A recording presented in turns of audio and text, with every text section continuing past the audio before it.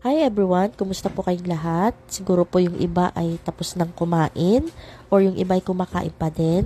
Yung iba naman po siguro sa oras na to ay nagpa-party-party pa or nagbibidyo okay or siguro yung iba ay natutulog na. Yes po, kasi alas 2 na ng madaling araw, 2 a.m. Pero kami na habibi ko, ngayon pa lang kami kakain dahil kanina medianoche time ay medyo busog pa po kami doon sa kinain namin dinner. At ito nga po palang aming pagsasaluhan. Alam ko sa ating lahat, iba-iba yung ating mga inihanda at pinagsalu-saluhan na medianoche. Baka nga po yung iba ay wala ring handa or yung iba naman bonggang-bonggang handa. Pero hindi na po yun yung mahalaga. Ang mahalaga ay buhay tayo, na survive natin yung buong taon ng 2023.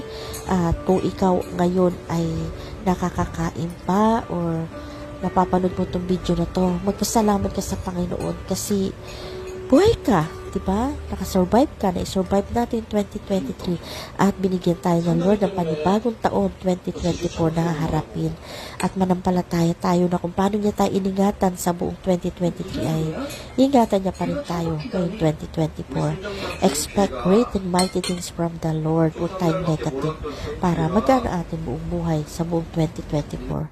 Yun lang. God bless everyone. Happy New Year to all.